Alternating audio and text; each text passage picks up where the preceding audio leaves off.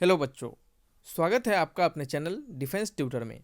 आज की इस वीडियो में आपको बताएंगे इंडियन नेवी, एसएसआर और डबल ए के लिए मैथ्स के प्रैक्टिस सेट नंबर 1 को। यहाँ पे हम आपको बताएंगे आपके प्रैक्टिस सेट नंबर 1 को, और आज का जो प्रैक्टिस सेट होगा वो आपके फंक्शन चैप्टर से रिलेटेड क्वेश्चंस यहाँ पे करवाए जाएंगे। यानी इस कारण से हमने इस प्रैक्टिस सेट का नाम रखा है फंक्शन बेस्ड प्रैक्टिस सेट। यानी इस पूरे कंप्लीट आपको जो 10 क्वेश्चंस यहाँ से करवाए जाएंगे वो आपको पूरे फंक्शन से रिलेटेड क्वेश्चंस होंगे। आपको पता है कि हमने इसे पिछले में एक वीडियो दिया है, इससे पहले जस्ट उसमें हमने आपको बताया है कि आपके एग्जामिनेशन में क्या क्या सिलेबस होते हैं, कैसे कैसे सिलेक्शन प्रोसेस होते हैं और क्या क्या आपको उसमें किस तरीके से आपके एग्जामिनेशन पैटर्न होते हैं, इन सभी के बारे में हमने आपको बताया है। और उसी वीडियोस में हमने आपको ये भी बताया था लास्ट में कि आपके जो सिलेबस होंगे उनको हम जो न्यू बैच स्टार्ट करेंगे उसको कैसे पढ़ाएंगे, कैसे कैसे हम किन टॉपिक वाइज किन चैप्टर वाइज को हम आपको डिस्कशन करेंगे, उसको हमने सब अच्छे से क्लियर किया है। वहाँ पे जाकर आप देखिएगा, हमने सभी चैप्टर्स को कुछ जितने भी आपके 11th और 12th के चैप्टर्स हैं, 11th और 12th के जितने भी चैप्टर्स हैं उसको हमने मॉड्यूल वाइज बांटा है। बच्चे किस चीज़ में बांटा है, हमने मॉड्यूल्स में बांटा है। उन सभी मॉड्यूल्स को हम मॉड्यूल वाइज आपके सिलेबस को कवर कर देंगे। उस मॉड्यूल्स में 11th 12th दोनों मिक्सअप चैप्टर होंगे, ताकि क्या हो आपके 11th के पोर्शन और 12th के पोर्शन साथ ही साथ कंप्लीट होते चले। तो मॉड्यूल वाइज हम आपको कवर करेंगे हर एक चैप्टर्स के। जितना हो सके आपको कोशिश करेंगे कि क्वेश्चंस के थ्रू ही कंसेप्ट सिखाया जाए। और इससे पहले जो हमने बच्चों के लिए कोस्ट गार्ड का एग्जामिनेशन के लिए जो बच्चों को बताया था, उसमें भी हमने आपको क्वेश्चंस के साथ साथ पूरे कंसेप्ट पे हमने फोकस किया था, और बच्चों को उससे डेफिनेटली हेल्प हुआ था। क्योंकि बहुत सारे बच्चों ने कमेंट बॉक्स में लिखा था, अगर आपको देखना है तो कमेंट बॉक्स चाहिएगा, कोस्ट गार्ड के बच्चों का कमेंट बॉक्स को जाकर देखिएगा, वहाँ से आपको सारी चीज़ समझ में आ पाएंगे। बहुत सारे क्वेश्चंस वहाँ पे डायरेक्टली भी पूछे गए थे। हमने जो प्रैक्टिस सेट दिए थे उसमें से डायरेक्टली क्वेश्चंस भी आए थे, और आपके कंसेप्ट से तो बहुत सारे क्वेश्चंस भरे पड़े थे। तो जो यहाँ पे आपके मैथमेटिक्स पूछे जाते हैं नेवी के लिए, इसमें क्या होता है, कोस्ट गार्ड से थोड़ा सा कम लेवल से क्वेश्चंस पूछा जाता है। तो हम आपके लिए भी अच्छे लेवल को मेंटेन करके रखेंगे, जिस प्रकार से हमने और भी एग्जामिनेशन को, जैसे कोस्ट गार्ड थे, एयरफोर्स के थे, उन सभी के लिए एक अच्छे लेवल को मेंटेन करके हमने रखा था। देखिए क्या होता है कि जो किसी भी एग्जाम को आप देते हैं तो उस जिस लेवल में वो क्वेश्चंस पूछता है उससे आपको थोड़ा सा एक्स्ट्रा लेवल में आपको थोड़ा सा आगे बढ़ के आपको पढ़ के जाना पड़ता है, ताकि क्या होता है यह आपको वहाँ पे एग्जामिनेशन में हेल्प करता है। आप सेम लेवल में पढ़ के जाइएगा तो आपको क्या होगा, वहाँ पे कठिनाइयों का सामना करना पड़ेगा क्वेश्चंस के सामने आने पर, ठीक है। इस कारण से आपको क्या करना है, सबसे पहले हम जो जैसे जैसे पढ़ाते जा रहे हैं, जैसे जैसे सिलेबस कंप्लीट करवाएंगे, आप उसको देखते चलिए। आपके पास जो बुक्स है उससे भी क्वेश्चंस बनाते चलिए, और आपको इतने सारे ढेर सारे क्वेश्चंस बता देंगे, कंसेप्ट बता देंगे, ताकि क्या हो आपको कोई प्रॉब्लम नहीं होगा।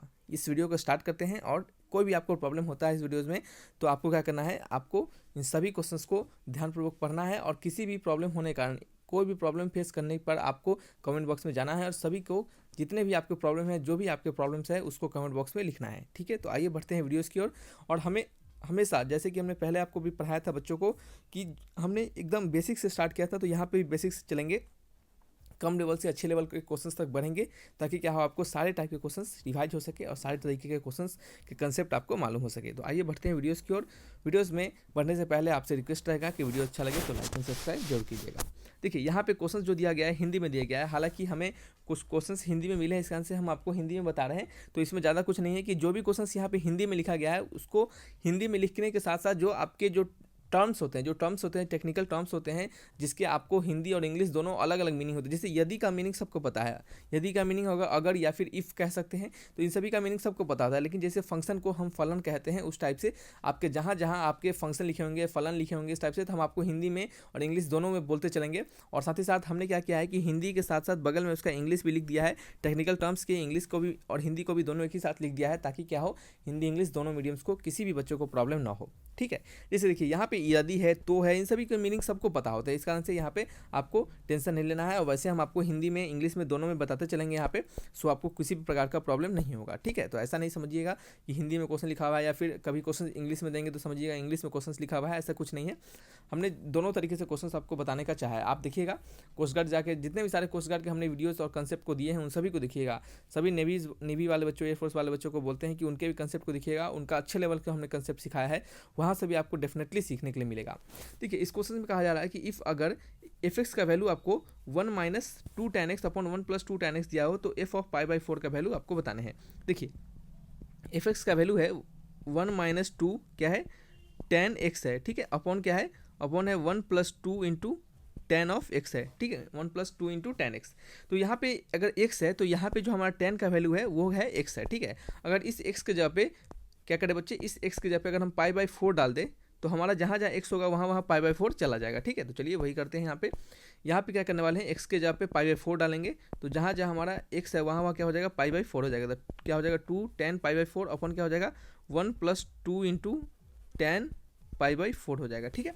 चलिए बस आपको क्या करना है, आप सिंपली वैल्यू डाल देना है, जैसे से आपको जो भी आपके tan π/4 है जहाँ जहाँ है वहाँ के आपको वैल्यू आपको डाल देना है। तो tan π/4 का वैल्यू आपको पता होगा कि tan π/4 का वैल्यू क्या होता है, tan π/4 का वैल्यू होता है 1। तो यहाँ पे हम 1 पुट करेंगे, 1 - 2 × 1 हो जाएगा, अपन क्या हो जाएगा 1 + 2 × 1 हो जाएगा। ये किसका वैल्यू होगा, f/π/4 का वैल्यू होगा, ठीक है। चलिए यहाँ पे क्या है 1 - 2 और क्या है 1 + 2 हो जाएगा। 1 - 2 का वैल्यू -1 होता है, 1 + 2 का वैल्यू 3 होता है। तो क्या होगा आंसर -1/3। ऑप्शन मैच करेंगे -1/3, option number C is the right answer, ठीक है। तो ये सभी सिंपल क्वेश्चन है, इसमें आपको किसी भी प्रकार से प्रॉब्लम नहीं होना चाहिए, ठीक है। चलिए नेक्स्ट क्वेश्चन कहा जा रहा है कि gx का वैल्यू आपको दिया जा रहा है, gx = 5x² + 8x + 7, तो f(-9), तो f(-9) का वैल्यू पूछा जा रहा है। तो ये क्या गया बच्चे, यहाँ पे कुछ गलती लिखा गया है क्वेश्चन में, ये f(-9) नहीं होना चाहिए, यहाँ पे g(-9) होना चाहिए था, ठीक है। चलिए g(-9) लिखते हैं, तो g(-9) जहाँ देखिए जहाँ जहाँ x है यहाँ पे हर जगह x है, ठीक है। लेकिन जहाँ जहाँ x है उस x के जगह पे हम -9 लिखेंगे, तो जहाँ आपके राइट हैंड साइड में यानी इधर साइड में भी आपके जहाँ x होंगे उसके जगह पे हम क्या लिखेंगे -9 ही लिख देंगे। तो -9 का स्क्वायर कर देंगे, +8 कर देंगे, -9 और फिर क्या होगा +7 होगा, ठीक है। क्या होगा फिर +7 होगा। ये आपका 5 × 9 9 = 81, प्लस क्या होगा 9 × 72 और प्लस क्या हो जाएगा आपका 7 हो जाएगा। तो इसका वैल्यू कितना आएगा, इसका वैल्यू आएगा 405, ठीक है। और ये आपका होगा -72 + 7 -72 + 7 कितना होगा, ये आपका हो जाएगा, आपका इसमें से सब्ट्रैक्ट कर लेंगे तो माइनस में से -72 क्या होगा बच्चे, -72 + 7 में से सब्ट्रैक्ट करेंगे तो कितना होगा आपका 60 में से 7 क्या तो कितना होता है, देखिए 72 को थोड़ी देर के लिए भूल जाते हैं, तो 70 में से 7 क्या तो होता है 63 और पहले से 2 है तो कितना हो जाएगा 65 हो जाएगा। क्या हो जाएगा बच्चे आपका 65 हो जाएगा। तो 65 में से आपको क्या करना है 405 में से 65 को सब्ट्रैक्ट कर लेना है, तो कितना आएगा 340 आ जाएगा। क्या हो जाएगा 340, इसका आंसर क्या होगा 340, ऑप्शन मैच करेंगे, ऑप्शन नंबर बी। तो ये सभी सिंपल क्वेश्चन है, इस टाइप के भी क्वेश्चन आपके एग्जामिनेशन में पूछे जाते हैं। आपके जो सैम्पल पेपर है यानी मॉडल पेपर होते हैं, जिसे हम कहते हैं मॉडल पेपर और सैम्पल पेपर कहते हैं, जिस प्रकार से हमने कोस्ट गार्ड वाले बच्चों के लिए सैम्पल पेपर मॉडल पेपर दिया था, बच्चों ने कहा कि सर ये बहुत ही हेल्पफुल हुआ हमें, तो आपको भी जो आपके ऑफिशियल मॉडल पेपर है सैम्पल पेपर है उनको भी हम आपको डिस्कशन करवा देंगे, जैसा आप कहिएगा। अभी कुछ कंसेप्ट पढ़ने के बाद या फिर स्टार्टिंग में ही चाहिए होगा तो आपको जैसा बोलिएगा उसके अनुसार हम आपको प्रोवाइड करवा देंगे, ठीक है। चलिए नेक्स्ट क्वेश्चन है कि एफ का वैल्यू दिया जा रहा है, यदि हमें अगर एफ का वैल्यू हमें दिया जा रहा है, क्या दिया जा रहा है, एफ का वैल्यू दिया जा रहा है हमें यहाँ पे -2,4 -1,1 और क्या है और आपका है 0,0 और क्या है 1,1 और है 2,4। तो रेंज बताना है आपको, रेंज यानी एफ ऑफ का क्या बताना है बच्चे, आपको यहाँ पे बताना है एफ ऑफ किसका, आपको परास बताना है, परास जिसे कहते हैं हम रेंज, परास को क्या कहते हैं रेंज कहते हैं। जैसे आपने डोमेन रेंज पढ़ा होगा, डोमेन रेंज देखिए, डोमेन हमें क्या बताता है, आपको हमने बताया था कि डोमेन का मतलब क्या होता है, जैसे डोमेन होता है, जैसे डोमेन का मतलब क्या होता है, डोमेन आपका कहने का मतलब जो एक्स का वैल्यू हो, ठीक है। और रेंज जो होता है वो रेंज हमें क्या देता है, वाई का वैल्यू देता है, यानी y अगर समथिंग x² करके फंक्शन है तो इस x में जो हम कुछ भी पुट करेंगे, इस x में हम कुछ भी पुट करेंगे तो वो हमारा डोमेन दे देगा, और इस x में पुट करने के बाद जो हमारा वैल्यू होगा वो हमारा रेंज दे देगा। जैसे देखिए एक एग्जांपल आपको बताते हैं डोमेन रेंज का। डोमेन रेंज पे हम आपको बहुत सारे क्वेश्चंस करवाएंगे, आपको टेंशन नहीं लेना बात है, इतना अच्छा क्वेश्चन करवा देंगे डोमेन रेंज पे, ताकि क्या आपको किसी भी प्रकार का क्वेश्चन पूछेगा एग्जामिनेशन में तो आपको प्रॉब्लम नहीं होगा, ठीक है। जैसे देखिए यहाँ पे अगर हम x का वैल्यू 1 पुट करते हैं तो y का वैल्यू क्या हो जाएगा 1 हो जाएगा। अगर x का वैल्यू हम 2 पुट करते हैं तो y का वैल्यू क्या आ जाएगा 2 का स्क्वायर 4 हो जाएगा। तो ये जो 1 और 2 है ये क्या है आपका डोमेन है, और ये जो 1 और 4 है y का वैल्यू ये क्या है आपका रेंज है, समझ रहे हैं। जो हमें x का वैल्यू जो हम पुट करेंगे वो हमारा डोमेन हो जाता है, और जो वैल्यू हमें मिलता है वो हमारा रेंज होता है, ठीक है, जैसा फंक्शन हो उसके अनुसार, ठीक है। चलिए यहाँ पे इसको हम इरेज करते हैं, समझ रहे हैं। अब यहाँ से आपको बताने हैं रेंज क्या है, हमारे जो फंक्शन है उसका रेंज क्या है। तो जब भी इस टाइप का फंक्शन लिखा रहे आपको यहाँ पे रेंज पूछा जाए तो सिंपल आपको समझना है कि जो पहला वाला जो वैल्यू होगा, ये सब जिसको हमने अभी सर्कल किया है, ये जो वैल्यू होगा ये हमारा क्या होगा, ये हमारा डोमेन होगा, ये क्या हमारा होगा डोमेन होगा, और जो बच गया वैल्यू वो क्या होगा हमारा रेंज होगा। यानी कहने का मतलब कि फंक्शन का वैल्यू जब -2 है, जब फंक्शन के में हम -2 पुट करते हैं तो हमारा जो वैल्यू मिलता है एफ का वो 4 मिलता है। तो जब हम -2 पुट कर रहे हैं तो हमें 4 मिल रहा है, तो जो हम पुट करेंगे तो वो क्या हो जाएगा हमारा डोमेन हो जाएगा, और जो हमें मिलेगा वो क्या हो जाएगा हमारा रेंज हो जाएगा। तो -2 पुट किया हमने तो मिला क्या हमें 4 मिला, ठीक है। चलिए तो यहाँ पे क्या करते हैं, यहाँ पे हम 4 कर देते हैं, जैसे हमारा 4 हो गया, ये 1 हो गया। चलिए इसको सर्किल नहीं करते हैं, जितना हमने सर्किल किया है वो सभी आपका डोमेन है, और जिसको हमने सर्किल नहीं किया है वो सभी आपका रेंज है। तो देख लेते हैं किसका कितना रेंज होगा। इसका रेंज लिख लेते हैं। यहाँ पे रेंज इसका 4 है, 1 है, 0 है और क्या है, बस यही है 3 रेंज। देखें रिपीट है, अब रिपीट वाले को नहीं लिखना होता, रिपीट वाले को नहीं लिखना होता, ठीक है। रिपीट वाले को क्या लिखना है, रिपीट वाले को लिखने से कोई फर्क पड़ता नहीं है सेट में, ठीक है। तो चलिए हमने -2 जब पुट किया तो हमें 4 मिला, जब हमने -1 पुट किया तो हमें 1 मिला। इसका मीनिंग है, इसका जो सिग्निफिकेंस है, इसका जो मीनिंग है वही आप बता रहे हैं कि जब 0 पुट करेंगे तो 0 मिल रहा है, और जब 1 पुट करेंगे तो 1 मिल रहा है, और जब आपको 2 पुट करेंगे तो 4 मिल रहा है। समझ रहे? तो इसका रेंज क्या हो जाएगा 104, यानी 014, ऑप्शन नंबर बी। समझ रहे हैं? चलिए नेक्स्ट क्वेश्चन की बात करते हैं। यदि फलन यानी किसी भी फंक्शन f जो r से r है, यानी रियल नंबर से रियल नंबर है, ठीक है, जिसका डोमेन भी रियल नंबर, रेंज भी रियल नंबर, r से r का मतलब यही होता है, निम्न प्रकार में से परिभाषित है, यानी जो फंक्शन आपका है उस फंक्शन को इस तरीके से डिफाइन किया जा रहा है। सिंपली समझ रहे हैं? इंग्लिश वाले बच्चों भी टेंशन नहीं लेना है, इस फंक्शन को सिंपली इस तरीके से डिफाइन किया जा रहा है। तो आपको बताना है एफ का वैल्यू जब हम इस तरह से डिफाइन कर रहे हैं तो आपको f(-3) का वैल्यू बताना है। तो देखिए ये बहुत ही सिंपल सा क्वेश्चन है, बच्चे इस क्वेश्चन को देख के घबरा जाते हैं, छोड़ देते हैं। तो देखिए इसमें क्या करना होता है, सिंपली आपको जो वैल्यू है, जो आपके फंक्शन का डिफिनीशन है कि कहाँ से हमारा कहाँ तक, यानी किस रेंज के बीच में हमारा फंक्शन क्या दे रहा है, उसको आपको देखना है। जैसे देख रहे हैं यहाँ पे कि x का वैल्यू जब 3 से बड़ा डालेंगे तो हमारा जो फंक्शन मिलेगा वो 3x - 1 मिलेगा। सिमिलरली जब हम x का वैल्यू -2 से 3 डालेंगे तो हमारा जो वैल्यू मिलेगा f(x) का वो होगा x² - 2। जब हम x का वैल्यू -2 से छोटा, जब x का वैल्यू -2 से छोटा डालेंगे, ध्यानपूर्वक सुनिएगा, जब x का वैल्यू -2 से छोटा डालेंगे तो हमारे f(x) का वैल्यू मिलेगा 2x + 3। और -3 क्या है, -3 जो है वो -2 से छोटा है ना, तो हमारा जो फंक्शन होगा इस कंडीशन में, हमारा जो फंक्शन होगा उस फंक्शन को, कौन से फंक्शन को लेंगे हम, उस फंक्शन को, ये वाला फंक्शन को लेंगे, यानी 2x + 3 को, क्योंकि हमें -3 के बीच फाइंड करना है। तो f(x) का वैल्यू यहाँ पे हम लेने वाले हैं 2x + 3, और हमें यहाँ पे f(-3) निकालना है। तो इसका वैल्यू क्या हो जाएगा, 2 × -3 + 3 हो जाएगा, तो ये क्या हो जाएगा -6 + 3, यानी अब क्या होगा -3। तो ऑप्शन नंबर क्या होगा, D is the right answer.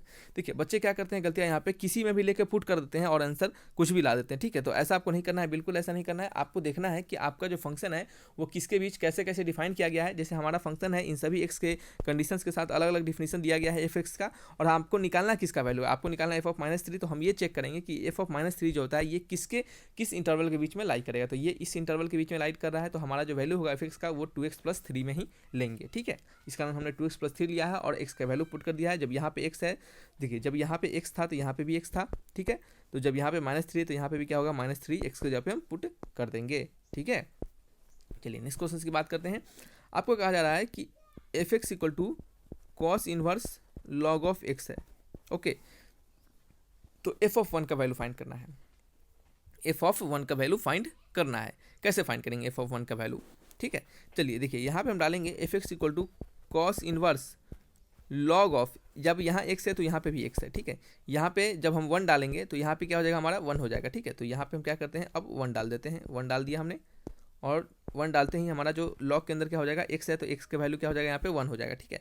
और आपको पता है कि लॉग के अंदर 1 होता है तो इसका वैल्यू क्या होता है, हमेशा 0 होता है। तो ये आपका हो जाएगा cos इनवर्स 0, और cos इनवर्स 0 किसके वैल्यू पे होता है, cos इनवर्स 0 होता है बच्चे π/2 के मल्टीपल पे, π/2 के वैल्यू पे। तो π/2 यहाँ पर डाल देंगे, क्या होगा π/2, ठीक है। क्या होगा π/2, क्या होगा, इसका आंसर हो जाएगा, ठीक है। आंसर क्या होगा बच्चे, आंसर होगा ऑप्शन नंबर बी, ठीक है। क्या होगा बच्चे, आपका आंसर क्या होगा, ऑप्शन नंबर बी हो जाएगा, ठीक है। क्या होगा, cos इनवर्स 0 कब होता है, π/2 पे होता है। नेक्स्ट क्या आपका f(x) = 1 - x² / 1 + x²। तो f(tan θ) का वैल्यू पूछा जा रहा है, ठीक है। देखिए f(x) = दिया जा रहा है 1 - x² अपॉन क्या दिया जा रहा है 1 + x²। तो f(tan θ) का वैल्यू पूछा जा रहा है, तो जहाँ जहाँ x है वहाँ वहाँ tan θ पुट कर देंगे। तो 1 - क्या हो जाएगा, tan θ का होल स्क्वायर अपॉन क्या हो जाएगा 1 - tan θ का होल स्क्वायर। यहाँ पे प्लस है, ऑप्शन क्या है, प्लस है, सॉरी, ठीक है। चलिए यहाँ पे क्या करने वाले हैं, ये आपका हो गया 1 - tan² θ अपॉन क्या हो गया 1 + tan² θ। और ये बहुत ही सिंपल सी बात है कि ये आपका एक फार्मूला है, ये सिंपली एक फार्मूला है, ट्रिग्नोमेट्री में आपको पढ़ना है। और ये किसका फार्मूला है, ये फार्मूला है आपका बच्चे आपका cos 2θ का।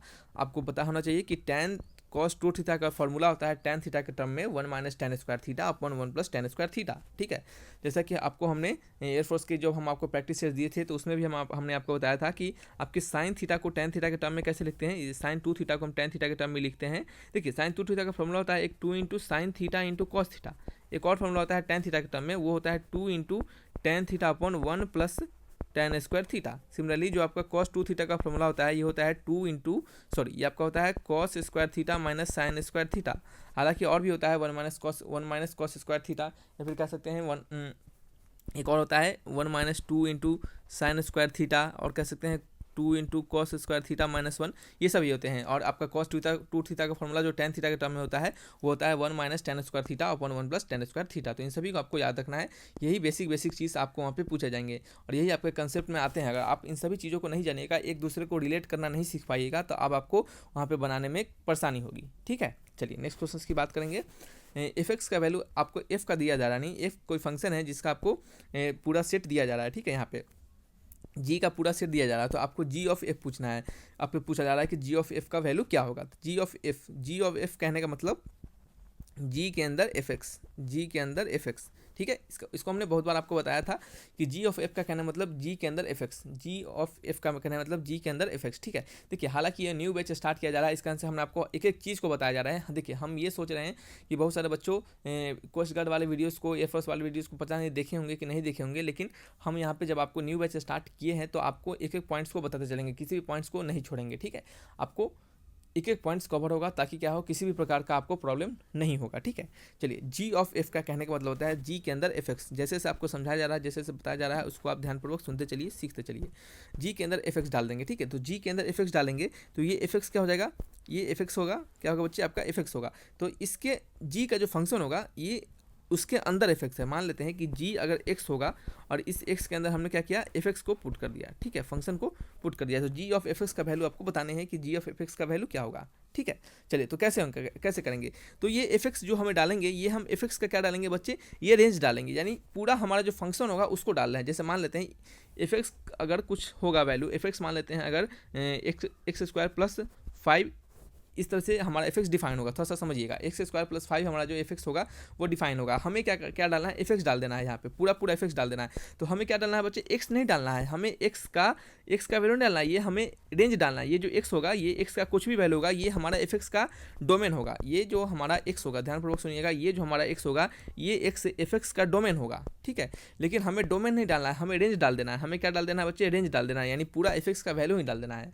हमने आपको क्या सिखाया था डोमेन रेंज में, कि डोमेन वही होता है जो एक्स का वैल्यू होता है, और रेंज क्या होता है, जो एक्स के वैल्यू डालने पे जो हमें वैल्यू मिलता है वो हमारा क्या होता है, रेंज होता है। तो एक्स हमारा डोमेन हो गया, और एक्स के वैल्यू डालने पे हमें मान लेते हैं एक्स का वैल्यू अगर हमने 1 डाला तो ये क्या मिला, 5 + 1 6 मिला। ठीक है, तो ये हमारा एफ एक्स का वैल्यू हो गया 6 हो गया। तो ये हमारा क्या हो गया बच्चे, रेंज हो गया। तो आपको एफ एक्स का वैल्यू डालना है, यानी कहने का मतलब हमारे जो एफ का फंक्शन है उसका रेंज आपको यहाँ पे पुट करना है। समझ रहे हैं, ये जो एफ एक्स फंक्शन है या जो एफ जो फंक्शन है इसका रेंज हमें क्या करना है, इसमें पुट कर देना है। ठीक है, तो चलिए रेंज को पुट करते हैं। तो जी के अंदर जो जी एफ एक्स का जो रेंज होगा वो पहला वाला 1 2 3 ये क्या है, आपके डोमेन होंगे। हमने आपको तुरंत अभी सिखाया था एक क्वेश्चन में कि पहला वाला जो होता है वो डोमेन होता है, बाद वाला जो होता है वो होता है रेंज होता है। तो हमने क्या पुट करना है, हमें यहाँ पे रेंज पुट करना है। तो यहाँ पे क्या कर लेंगे, 4 पुट करेंगे। रेंज क्या है, 4 है 5 है 6 है, 4 है 5 है 6 है, यही हमें पुट करना है। तो पहला पुट करेंगे 4, तो जी ऑफ 4 का वैल्यू क्या है, 8 है। जी ऑफ 4 का वैल्यू क्या है, 8 है। यहाँ पे 8 हमने पुट कर दिया।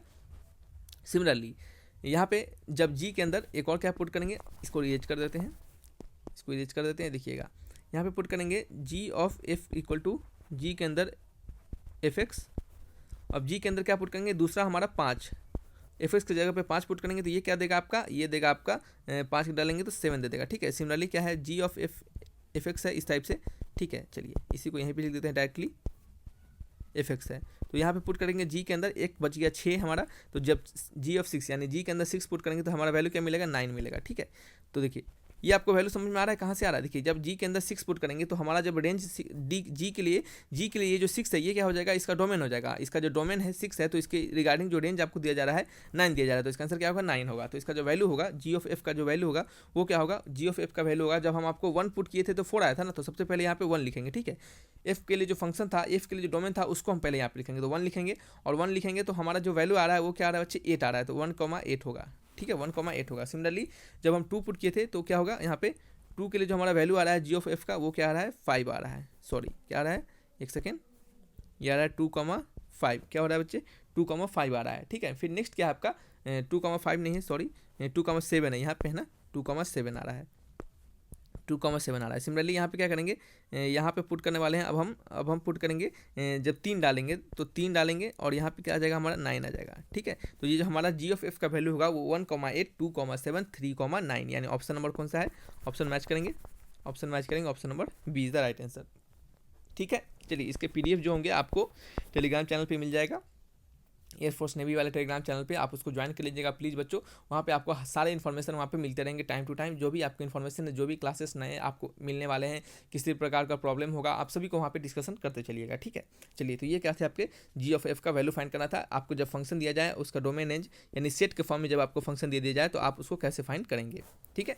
ये बहुत ही कॉमन क्वेश्चन पूछे जाने वाले हैं। बच्चे इसमें क्या करते हैं, गलती कर देते हैं और इसको छोड़ के चले आते हैं, ठीक है। तो इसको ऐसा आपको नहीं करना है। नेक्स्ट क्या है आपका, नेक्स्ट है एफ एक्स का वैल्यू अगर 3 sin फाई है। अगर एफ एक्स का वैल्यू दिया जा रहा है आपको 3 इंटू साइन एक्स है, सॉरी, और आपको फाई एक्स का वैल्यू दिया जा रहा है आपका कॉस स्क्वायर एक्स है, ठीक है। तो आपको एफ ऑफ फाई का वैल्यू पूछा जा रहा है F plus 5 into pi by 3। तो देखिए एफ प्लस 5 इसके अंदर पाई बाई 3 है, तो इसका सिंपली मतलब होता है कि एफ के अंदर पाई बाई 3 और प्लस 5 के अंदर पाई बाई 3। देखिए इसका कुछ एकदम हाई लेवल का कोई मीनिंग नहीं होता है, इसको थोड़ा समझने वाली बात होती है कि एफ प्लस 5 लिखा हो और पाई बाई 3 लिखा हो साथ में उसके साथ, तो इसका सिंपली मतलब यही होता है कि आप इसको अलग अलग करके इस प्रकार से लिख सकते हैं, ठीक है। तो अब तो ये सिंपल हो गया कि एफ के अंदर पाई बाई 3 पुट कर देना है और 5 के अंदर पाई बाई 3 पुट कर देना है।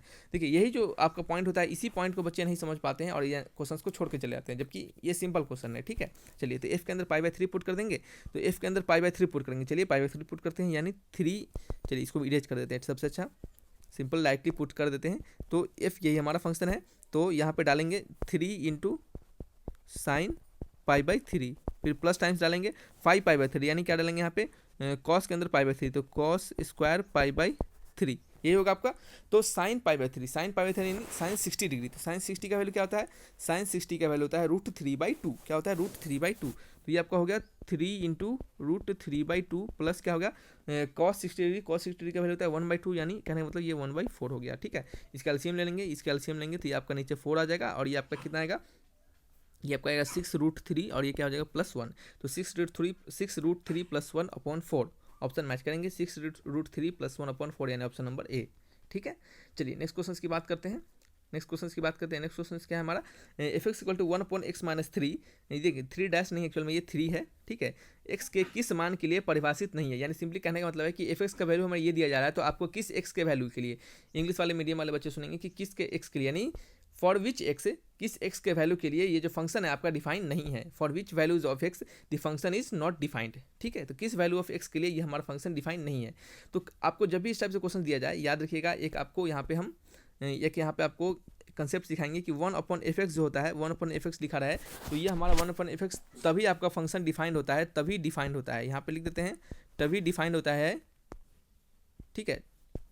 तभी डिफाइंड होता है जब हमारा f(x) जो होता है वो नॉट इक्वल टू 0 होता है। ये फंक्शन हमारा y इक्वल टू 1/f(x) तभी डिफाइंड होता है जब हमारा फंक्शन f(x) जो होता है यानी नीचे का वैल्यू जो होता है वो 0 के बराबर नहीं होता है, ठीक है। तो आपको कहा जा रहा है यहाँ पे कि x के किस मान के लिए परिभाषित नहीं है, ये आपको नहीं पूछा जा रहा है। तो आपको क्या करना है, x-3 यानी नीचे का वैल्यू क्या करेंगे, नीचे का वैल्यू को क्या करेंगे 0 के बराबर कर देंगे, ठीक है। और यहाँ से हमें x का वैल्यू क्या मिलेगा, x का वैल्यू 3 मिल जाएगा, ठीक है। तो जब इस x के वैल्यू यहाँ पे 3 डालेंगे, जब इस x का वैल्यू जो 3 आ रहा है, यानी इस 3 को जब हम इस फंक्शन में पुट करेंगे तो देखिएगा क्या होगा।